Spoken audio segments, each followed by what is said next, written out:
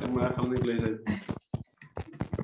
Então, é a mesma estratégia que Satanás usou com Adão e Eva, ele usa até hoje conosco, para tentar nos tirar, nos afastar do nosso propósito, que é termos uma vida que glorifica a Deus, né? Glorificarmos a Deus em tudo.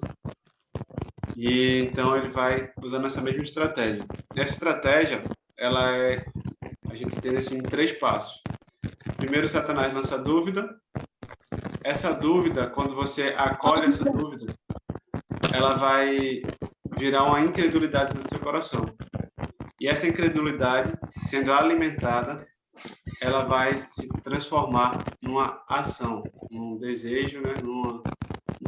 numa atitude independente, né? Numa atitude de independência. Então, primeiro, Satanás ele planta dúvida, planta confusão. Ele pega a palavra ali, muitas vezes a própria palavra de Deus distorce, ou então aplica ela fora de contexto, aplica ela de uma forma errada. E aí vem aquele detalhe, né? Sempre quando a gente estiver estudando a palavra, que tiver um versículo que o Senhor está falando ali conosco, e que a gente queira dar mais atenção àquele versículo, ou tirar algum ensino daquele versículo, é importante que a gente leia o contexto. Pegue aquele versículo, leia uns 10 versículos antes, uns 10 versículos depois, ou todo o capítulo ali que envolve aquele contexto, aquele versículo, para a gente entender todo o contexto. Né? Os irmãos costumam dizer que um texto fora de contexto é um pretexto para uma heresia, né? Então, assim como Satanás ali com Jesus Cristo no deserto, ele usou a palavra de Deus para tentar o próprio Filho de Deus. Quem dirá nós, né? Que nem conhecemos a palavra direito. Né? Satanás ele conhece a palavra mais que muito crente. Ele sabe a palavra de trás para frente, de frente para trás. E a gente às vezes é levado pela conversa. Né? Muitas vezes não temos essa intimidade, esse conhecimento que devemos ter com a palavra de Deus. A palavra que devemos nos apegar, né? Nos apegar à palavra. A palavra de Deus, ela é segurança, ela que guia o nosso caminho, né? Salmo 119 como diz, como poderá o jovem manter puro o seu caminho, né? Meditando na palavra de Deus de dia e noite. Então, devemos nos apegar à palavra de Deus como ela é, sem distorções, dentro do contexto. Eu sempre dou exemplo do Evangelho segundo o Espírito. Não sei se você já tiveram a oportunidade de pegar, de ler, de manusear, mas o Evangelho segundo o Espiritismo, primeiro que ele já é segundo, né? Então, ele pega o Evangelho, pinça alguns versículos totalmente fora de contexto e ali eles reescrevem uma nova doutrina que não tem nada a ver com o que a Bíblia diz. Então, por isso que é importante a gente fazer essa leitura completa, essa leitura panorâmica da Bíblia, para a gente entender no coração de Deus, a gente vai ganhando uma visão panorâmica, cada vez que a gente lê a Bíblia, os nossos olhos vão sendo abertos, a nossa mente vai sendo aberta e a gente vai compreendendo o coração de Deus. Então, precisamos nos apegar com afinco a essa palavra. Beleza? E aí essa dúvida vai ficar, né? Não é certo que Deus disse que toda árvore podereis comer? Não foi isso que ele falou? É assim? Não comereis toda árvore do jardim? Aí ela... Não. De toda árvore nós podemos comer, exceto daquela. Então ele já vai lançando ali algo para... Pega a palavra ali, percebe que pega pela metade, né? Aí ela até repete a frase que ele diz e completa realmente como é a palavra de Deus. Isso me lembra um texto lá no Evangelho de Mateus, quando um fariseu chegou assim para Jesus e disse: qual o maior mandamento, né? E aí Jesus respondeu que é amar a Deus acima de todas as coisas e ao próximo como a si mesmo. E aí o fariseu lá, achando que era inteligentíssimo, né? Melhor que o mestre, repetiu o que Jesus falou e ainda completou, né? Pois a Deus não agrada sacrifício, né? Mas obediência. E aí Jesus vai e diz que ele não está longe do reino de Deus. Então precisamos ter claro na nossa mente o que Deus fala, qual é a palavra de Deus, o que a palavra de Deus fala. E lançar fora toda dúvida, tudo aquilo que vem confundir. Outra coisa, muita gente se desvia porque essa dúvida ela fica ali ó, no coração latente. E ela às vezes não tem com quem tirar dúvida, não tem um irmão maduro próximo.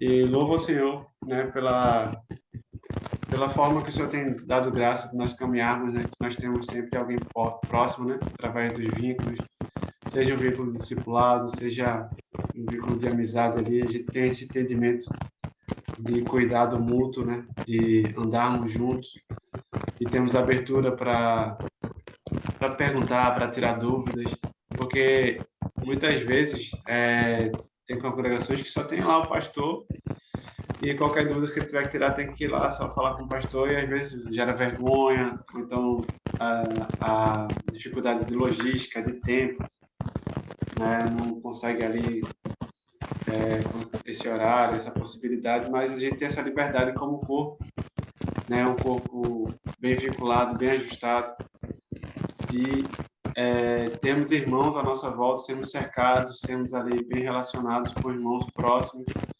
que podem estar nos aconselhando, que podem estar nos instruindo segundo a palavra.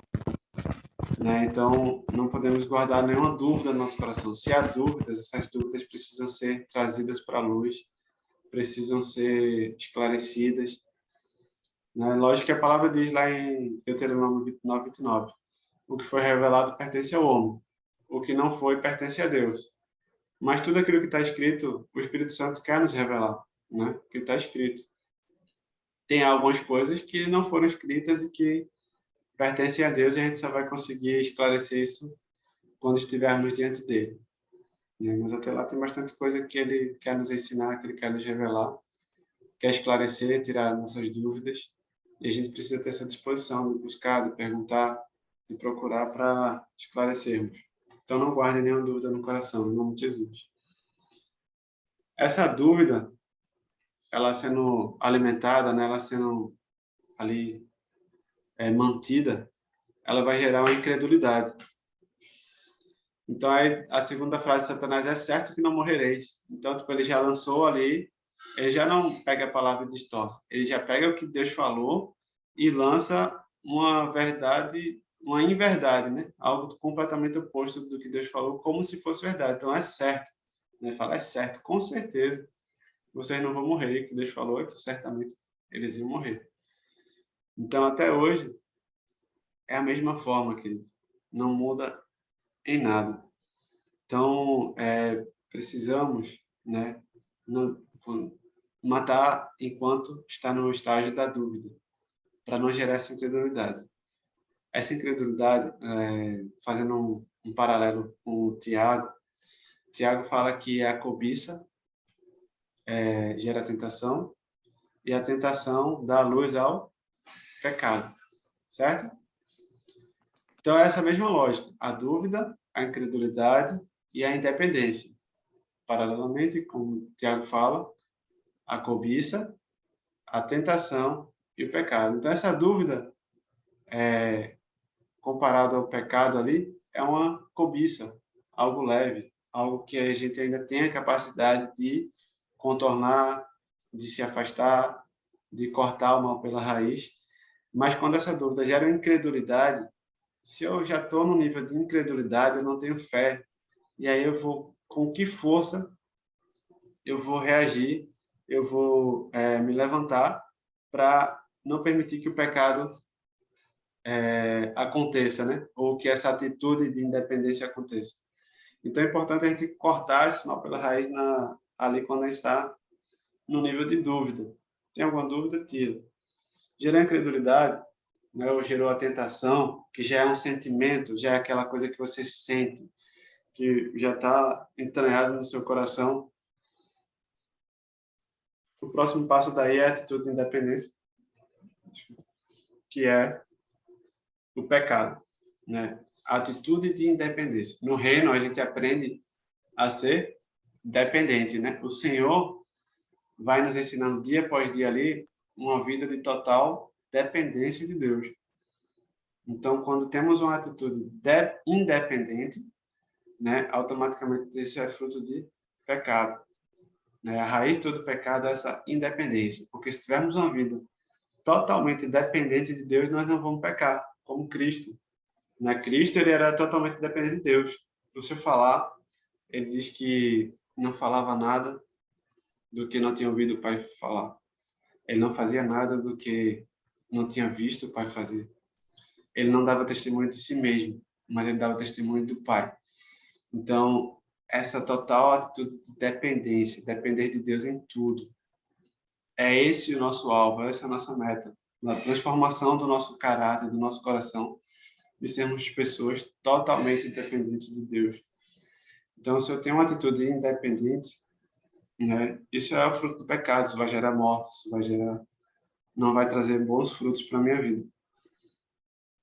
Então, eu preciso, recapitulando, dúvida gera incredulidade, incredulidade é independência, né? E a independência a gente já já pecou contra Deus, né? E aí já estamos afastados dele.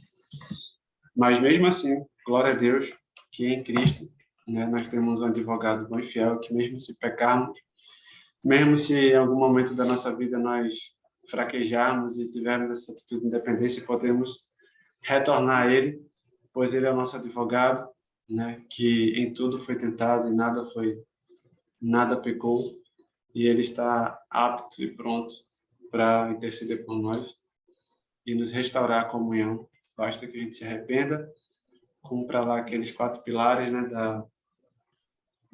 da cura, né, da libertação, que é o arrependimento, a confissão, a restituição e o perdão. Amém? Então, todo mundo entendeu? Dúvida, incredulidade, independência. De forma geral, do pecado, cobiça, tentação e pecado. Beleza? Alguma dúvida? Não? Então, vamos para as perguntas. Qual foi o pecado do homem? Calma, por vez. Sem correria. Como?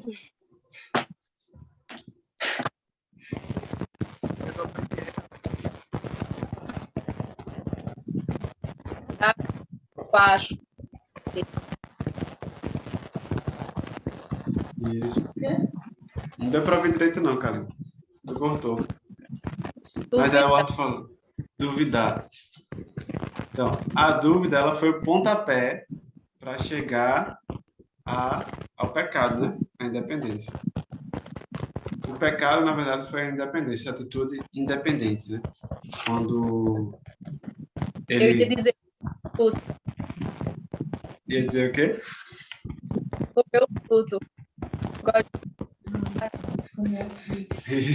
É gula. Isso. Então, o pecado foi a independência. Beleza? Então, quando Jesus disse assim, arrependei-vos, pois é chegado o reino dos céus. Do que devemos nos arrepender? Da nossa independência. Né? Lá em Isaías, fala que falta só 10 minutos da reunião, tá? Quando eu cair, eu gero um novo link e a gente entra de novo, tá? Eu review o link.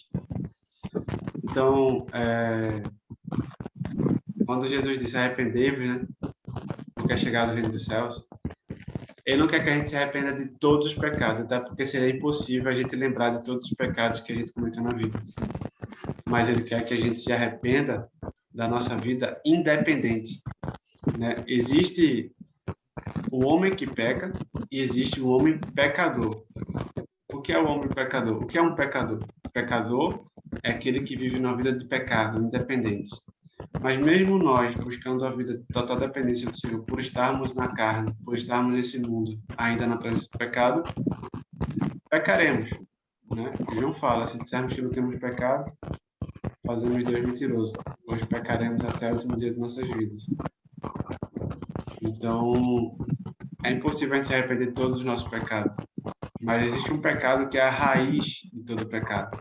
E se a gente se arrepender desse, a gente vai ter uma vida que cada vez mais longe dos pecados, cada vez mais santa, que é essa dependência, né? Então, quando vem o reino de Deus, o senhorio de Cristo, o governo dele é o quê? O que é ser governado? O que é ter um senhor sobre a minha vida? É declarar que eu dependo dele. Né? Quando você está ali debaixo daquele governo, debaixo daquela autoridade, você está em um... Ô, irmão, Oi, querido. tá muito baixo, eu tô ouvindo aqui. Tá baixo? Oi? Tá. O meu tá, não sei se eu Tem como não tu tô colocar um conseguindo fone de aumentar. ouvido? Vejo com os outros irmãos que estão conseguindo. Pra mim tá bom. Tá, ok. Vê se consegue colocar um fone de ouvido, Anselmo. Consegue colocar um fone de ouvido? Aí ajuda. Viu? É porque aqui já tá no máximo, já não tem como aumentar, não. Viu? Então, qual foi o pecado do homem? A independência, uma atitude de independência.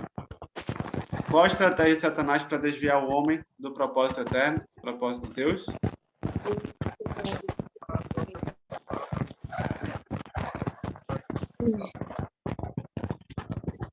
Ficou bem baixinho. Vamos lá.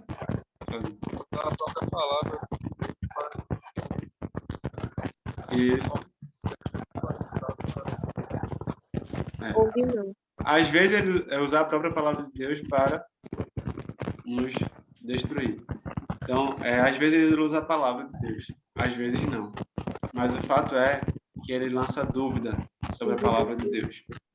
Seja usando a própria palavra, porque quando você, mesmo se você tem um manuseio, mesmo que você tenha um conhecimento da palavra, quando você, às vezes, ele pega a palavra como ele fez com Cristo, né?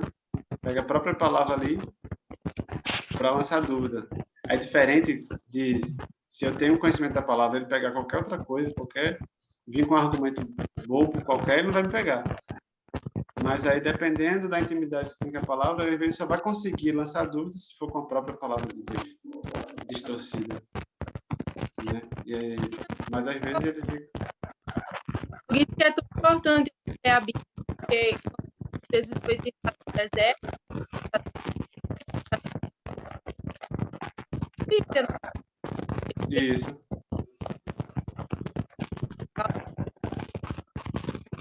Exatamente. Ele usou a própria palavra de Deus, né? Ele usou texto de Salmos, aquele que ele falava que ele poderia se Transforma jogar. pão em pedra. E se for filho de Deus, se pão em pedra, né? Mas aquele outro que ele levou lá para cima do pináculo do templo e pediu para ele se jogar. Aí ele... Alô? Estão ouvindo bem? Eu estou ouvindo um chiado, irmão Rodolfo. Tem alguém que está com chiado aí. Será que é o fone de ouvido, Arthur? É. É uma televisão velha. A televisão. Ai, meu. Ou um ventilador. Alguém está com ventilador? Não, eu tô com É calor. de quê? Algum... Eu tô, só Eu- que eu coloquei no mudo, continuou o chiado. Então acho que não é o meu. E no começo estava bom, mas depois ficou muito baixo. Eu estou até com ele no ouvido como se eu tivesse numa ligação, porque eu não tenho fone. Entendi. Mas eu estou escutando esse chiado. Agora com ele no ouvido eu estou ouvindo bem o senhor, mas estou ouvindo esse chiado também. É como se fosse do microfone, do som de algum aparelho, não de ventilador, nem de nada. Eu acho que se estiver incomodando muito, desliga o mudo todo mundo, né? Quando for falar, ativa, ver se melhora. Isso. Deixa só o irmão Rodolfo tá com a palavra. Eu acho. Arthur, acho que é teu fone.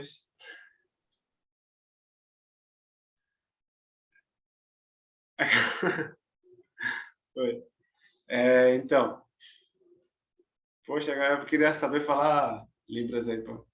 Vocês falam Libras. Ó. Não, mas pode falar. Se quiserem falar, pode tirar do mudo e falar, normal. Beleza? É bom que a gente vai participando para ninguém dormir. Dizem que minha voz tem esse dom aí de fazer os outros dormir.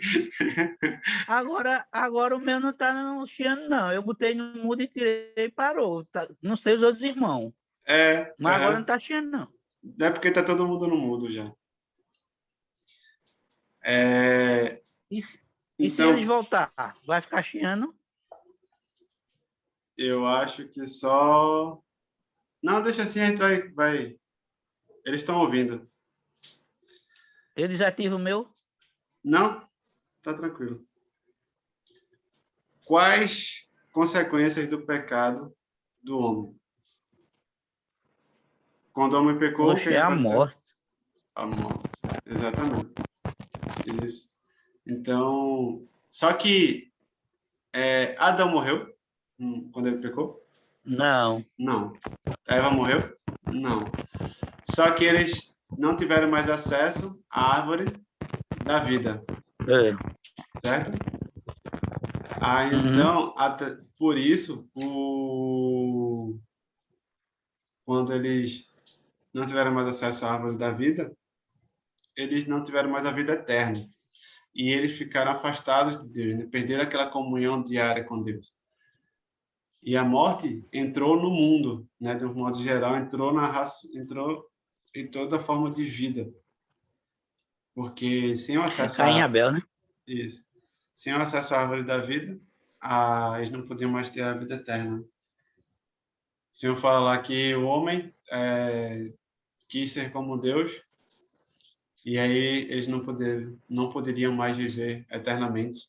E aí eles pegaram, Deus colocou anjos, né, para proteger ali o Éden, com a espada revolvente e tal, todo aquele negócio lá, para que o homem não tivesse mais acesso à árvore da vida, já que ele quis ser como Deus. Beleza? Então vamos lá, semana 2. Semana 2 vai falar sobre Jesus. A porta, o caminho e o alvo, vida e obra de Cristo. Eu amo essa parte. Então, Jesus tem um versículo que ele fala: eu sou o caminho, a verdade e a vida. Ninguém vê ao Pai senão por mim. Beleza? Então, Jesus é o caminho. Outro versículo, ele fala que eu sou a porta, as ovelhas entram e saem, e aquelas que entrarão por mim encontrarão pastagem. Né? Então, ele é a porta que as ovelhas entram e saem do pasto e encontram pastagem. E ele é o alvo, né? Paulo escreve: prosseguir para conquistar o alvo da soberana vocação, que é Cristo Jesus. Então, porta, para você entrar ou sair em qualquer lugar, você precisa passar por uma porta. A porta, ela delimita ali ambiente, ela delimita ali setores, ela delimita propriedades, ela delimita espaço, certo? Aquela passagem que marca ali o limite entre dois espaços. Então, Jesus é aquele através do qual nós temos acesso ao Pai,